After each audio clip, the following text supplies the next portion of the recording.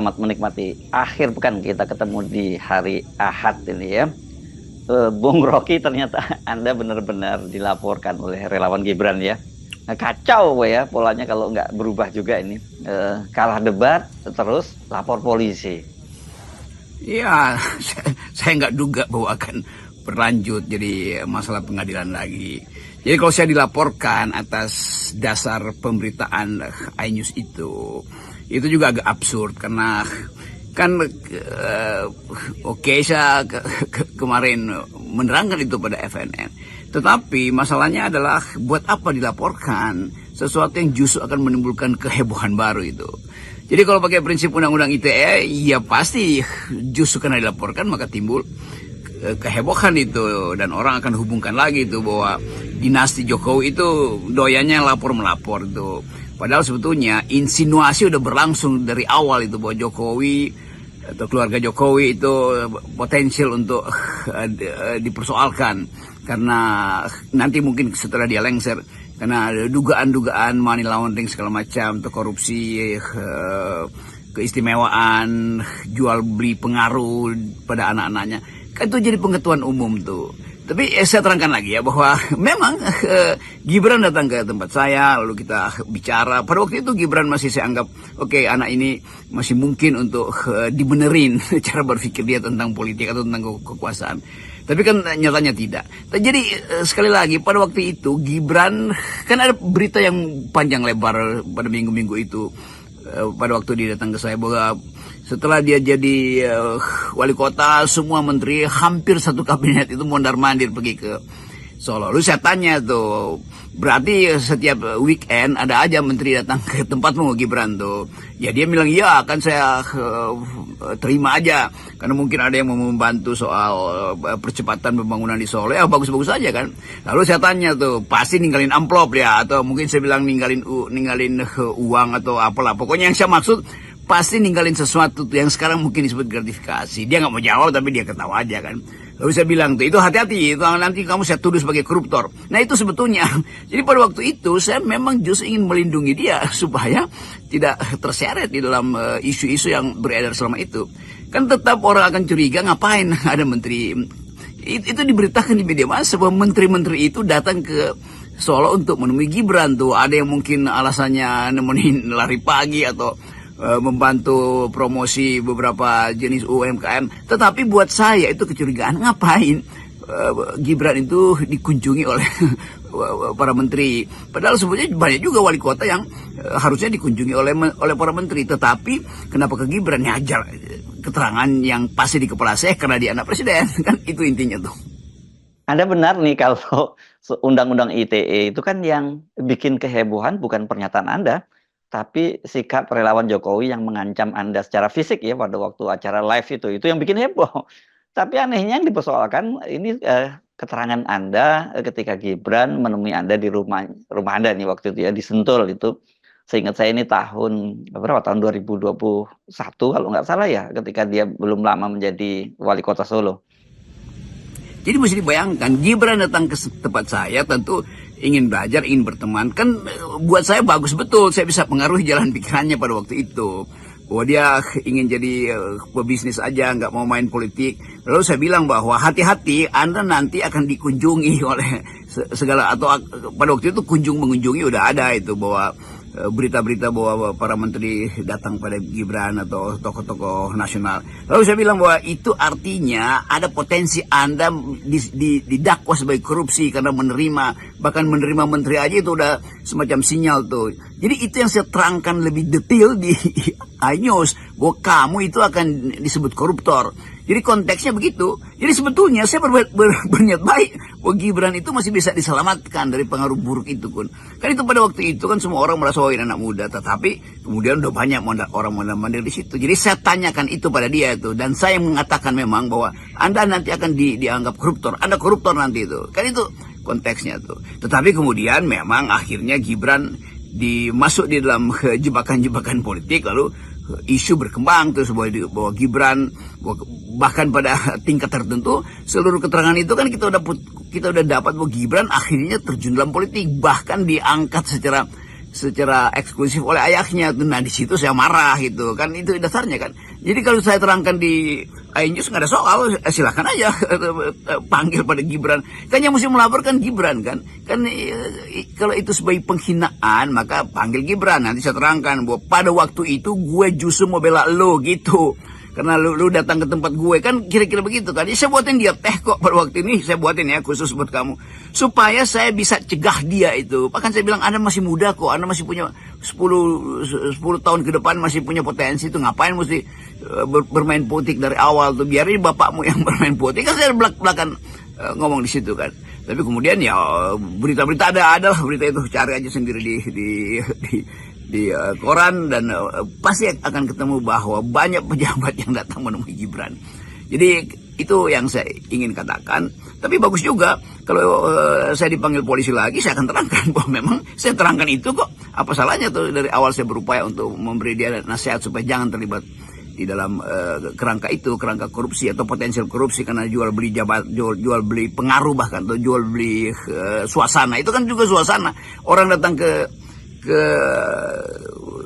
wali kota yang adalah anak presiden, dia menteri atau dia pengusaha, itu menimbulkan tukar tambah suasana yang di dalamnya pasti ada saring kiri mengirim sinyal untuk bribery atau money laundering. Nah saya katakan itu supaya Anda masih muda, sebaiknya halangi itu. Dia cuma ketawa kan, itu di Ayu saya bilang Gibran gak marah tuh, saya tegur begitu kok. Jadi konteksnya itu. Tadi Anda menyatakan kalau dilaporkan, harusnya yang melaporkan itu Gibran ya, karena ini delik aduan ya. Yang aneh ini yang melaporkan adalah mereka yang mengaku jadi relawan Gibran. Ini apa nih, forum santri lagi? Masa santri tukang lapor-lapor? Iya, kalau saya baca berita bahwa yang melaporkan saya itu saudara Najib Nasir, ya pokoknya seorang aktivis di komunitas santri itu.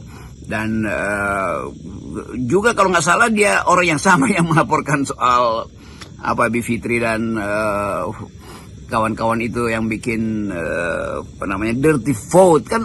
Jadi kita lihat bagaimana sebetulnya di kalangan lingkaran Gibran itu memang bermukim orang-orang yang ditugaskan, sangat mungkin ditugaskan untuk cepat menanggapi isu-isu negatif tentang Gibran. Dia bagus itu sebagai upaya untuk contain supaya isu nggak meluas. Tetapi justru isu itu akhirnya meluas.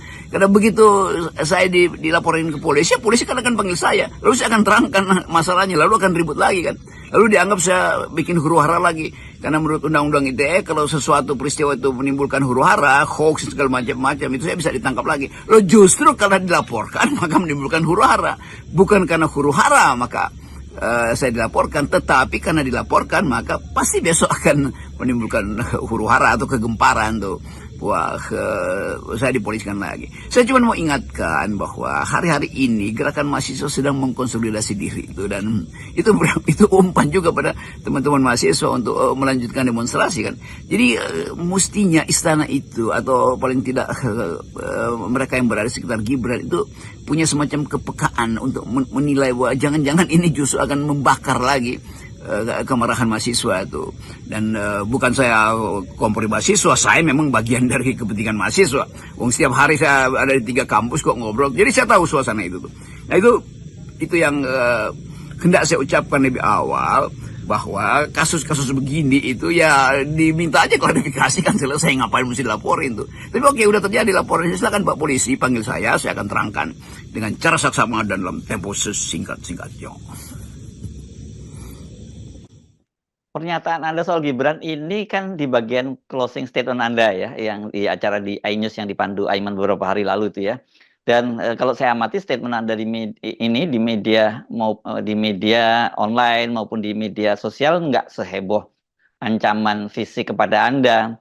Baru beberapa hari terakhir ini mulai heboh, apalagi kemudian Anda dilaporkan. Mereka yang melaporkan Anda ini yang saya kira malah justru bakal mengundang huru-hara ya, karena netizen saya boleh bilang 100% bahkan 1000% akan membela Anda. Ini yang nanti jadi bikin heboh. Ya memang ekspresi saya kesel karena saya mesti kasih closing statement, maka saya akan selalu cari cara untuk meninggalkan semacam ide itu. Jadi ide untuk KPK mulai memeriksa Gibran pasti ya, saya tidak ragukan bahwa saya memang mengucapkan itu tuh. Tapi di dalam konteks yang lain, saya mesti terangkan pada waktu itu, jadi pada waktu Gibran datang ke saya itu berapa 3-4 tahun lalu, itu dalam upaya saya memproteksi dia tuh supaya lu jangan ikut-ikutan terima pejabat, dan itu akan berakibat sebagai tumbuhnya semacam relasi tukar tambah kepentingan di situ yang sekarang mungkin disebut bribery atau gratifikasi. Kan setiap keadaan yang memungkinkan orang menilai bahwa di situ ada hierarki kekuasaan loh. Menteri itu adalah bawahannya Presiden Jokowi. Kenapa menteri mesti bertemu dengan wali kota yang jauh di bawah dia status birokrasinya atau hierarki birokrasinya? Pasti karena orang tidak melihat Gibran sebagai wali kota Solo Ansih, tapi sebagai anak presiden. Kan itu semua yang diduga di kepala saya, itu aja yang ada di kepala saya. Nah, karena itu saya berupaya untuk terangkan bahwa jangan, bahkan saya bilang kalau ada isu semacam itu, beritahu saya Gibran ya. Kita tukar-tukaran nomor telepon kan. Jadi sebetulnya poin saya adalah ingin supaya hal-hal yang menyangkut kecurigaan pada politik dinasti dan bekas-bekas yang memungkinkan masalah ini dikembangkan di kemudian hari setelah Pak Jokowi lengser, itu harus dipersiapkan sejak sekarang tuh. Nah, saya nggak peduli dengan opini publik sebetulnya, karena saya ingin opini publik itu ikut opini saya tuh. Walaupun mungkin nggak begitu, publik mungkin menganggap ya dia punya opini sendiri, iya nggak ada soal. Tetapi saya ingin masuk di dalam prinsip bahwa sesuatu yang sudah saya jelaskan dan dalam konsistensi itu, korupsi itu saya akan ucapkan terus kan. Terserah apa yang menjadi konsekuensi hukum, kan itu hal yang biasa aja tuh. Dan sekali lagi, gerakan mahasiswa lagi konsolidasi diri, ekonomi Indonesia mungkin lagi bagus karena saya baca tadi itu rupiah itu membaik sedikit karena Amerika mengerti, Federal Reserve mungkin punya keterangan lain tentang permainan interest rate di situ karena banyak isu. Tetapi sekali lagi, Indonesia mengalami kesulitan, ada deindustrialisasi, ada kemacetan di dalam ekonomi manufaktur, dan produk manufaktur itu berkurang, itu ada pelemahan ekonomi daya beli. Kalau kita lihat ada masalah ketimpangan pendapatan, ada soal pendidikan kita. Tadi saya baca berita bahwa mayoritas orang Indonesia itu hanya lulus SMP. Kan itu semua problem kan di kita yang mesti kita selesaikan. Karena itu saya ingin supaya soal korupsi ini betul diperhatikan, bahkan oleh Presiden Prabowo nantinya tuh. Karena ini akan jadi semacam beban baru, dan akan ada trade off di dalam analisis bahwa karena korupsi maka otak anak-anak Indonesia itu drop tuh. Karena korupsi maka disparitas itu makin meninggi. Karena korupsi daya beli itu berkurang. Jadi semua hal itu yang ingin saya terangkan. Jadi bagaimana ini Bung Rocky? Anda siap kalau dipanggil polisi? Sudah ada berapa banyak ini lawyer yang siap mendampingi Anda? Ya, saya suka aja kalau laporan itu mau ditindaklanjuti, ya silakan panggil Gibran. Kan KUHP itu bilang begitu, yang harus melapor adalah orang yang merasa menerima hinaan atau apa istilahnya tuh, nama baik dicemarkan. Dan mungkin juga akan banyak lagi keterangan akademis dari para pakar, dan kita akan ribut lagi dalam soal itu kan. Tapi saya nggak ada soal, saya senang-senang aja dilaporkan, dan saya akan datang pas itu. Dan seperti biasa saya akan menerangkan tuh. Dan soal lawyer pastilah saya banyak lawyer tuh, teman-teman di LBH atau ya banyak, itu bukan soal saya. Tapi saya ingin supaya kejujuran itu diucapkan bahwa ada masalah dengan keluarga Presiden Jokowi, dan reaksinya adalah melaporkan, ya oke. Dan mungkin dikomporin, ya nggak ada soal buat saya mau dikomporin, mau inisiatif Gibran sendiri. Tetapi konteks pada waktu itu saya justru ingin menyelamatkan anak ini dari kondisi korupsi. Ini kan cerita 3-4 tahun lalu tuh, yang saya masih duga bahwa oke, dia anak Gibran itu berniat baik menemui saya, pasti menginginkan nasihat dari saya, dan nggak mungkin saya puji-puji dia tuh. Tetap di awal saya kritik Pak Jokowi dan keluarganya, Saudara Bobi segala macam, mungkin saya nggak sebut Kaisang. Jadi dia tahu bahwa saya akan ucapkan hal-hal yang kritik, yang bersifat critical point buat dia tuh, termasuk potensi dia dihubungi, dan memang terjadi, didatangi oleh menteri-menteri atau tokoh-tokoh nasional, dan itu potensial untuk penyogokan atau potensial untuk dijadikan alat tukar tambah pengaruh. Jadi itu di kepala saya ya straight to the point, hal-hal semacam itu kan nggak ada orang yang bisa mengedit isi kepala saya tuh. Baik Bung Rocky, salam akal sehat, salam 0%. Yes.